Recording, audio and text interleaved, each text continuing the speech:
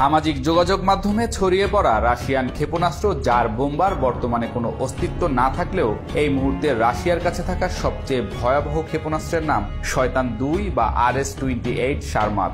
এই ক্ষেপণাস্ত্রটি প্রায় 15টি পারমাণবিক ওয়ারহেড বহনে সক্ষম, যা পৃথিবীর যে কোনো দেশের জন্যই বড় হুমকি হয়ে উঠেছে।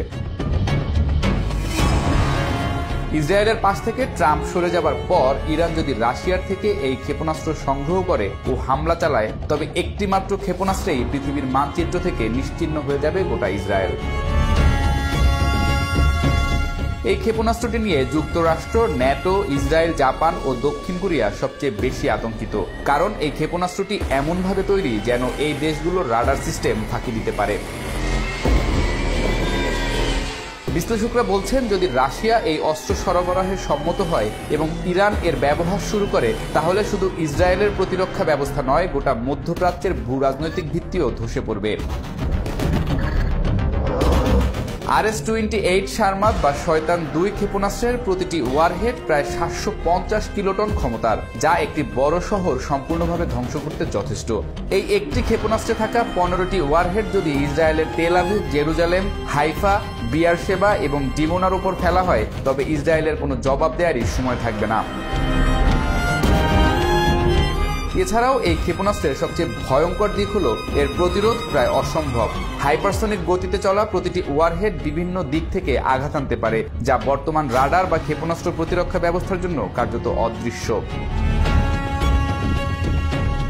বিশ্বজুড়ে এখন প্রশ্ন উঠছে, যদি ইসরায়েলের বিরুদ্ধে এই অস্ত্র ব্যবহার হয়, তবে কি পরমাণু যুদ্ধের সূচনা হবে? আর যদি না হয়, তাহলে ইসরায়েল নিজের অস্তিত্ব রক্ষা করবে কিভাবে?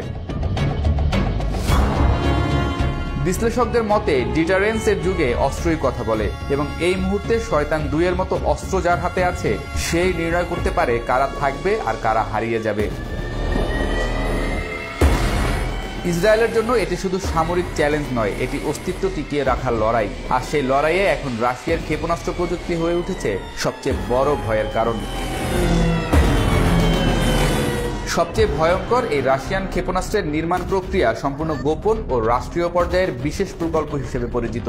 এর নকশা ও উন্নয়ন শুরু হয় 2000 সালের শুরুর দিকে। রাশিয়ার মাকেইয়েভ ডিজাইন ব্যুরো ক্ষেপণাস্ত্র প্রকল্পের মূল কারিগরি দায়িত্বে ছিল এবং আনুষ্ঠানিকভাবে উন্নয়ন সম্পন্ন হয় 2011 সালে। এই ক্ষেপণাস্ত্র 3 ধাপ বিশিষ্ট তরল জ্বালানি চালিত, যার ইঞ্জিন অত্যন্ত শক্তিশালী এবং পৃথিবীর যে কোনো প্রান্তে দীর্ঘ পাল্লার আঘাত হানতে সক্ষম। RS-28 এর উৎপাদন কাজ হয় ক্রাসনোয়ার্স্ক মেশিন বিল্ডিং প্লান্ট নামক একটি রাষ্ট্রীয় সামরিক কারখানায়। এটি রাশিয়ার রসকসমস মহাকাশ সংস্থার অধীন। পুরো প্রক্রিয়ায় উচ্চমানের নির্ভুলতা বজায় রাখা বাধ্যতামূলক, কারণ একটি ক্ষেপণাস্ত্রে থাকে 10 থেকে 15টি পারমাণবিক ওয়ারহেড, যা একাধিক শহরে একযোগে আঘাত হানতে পারে।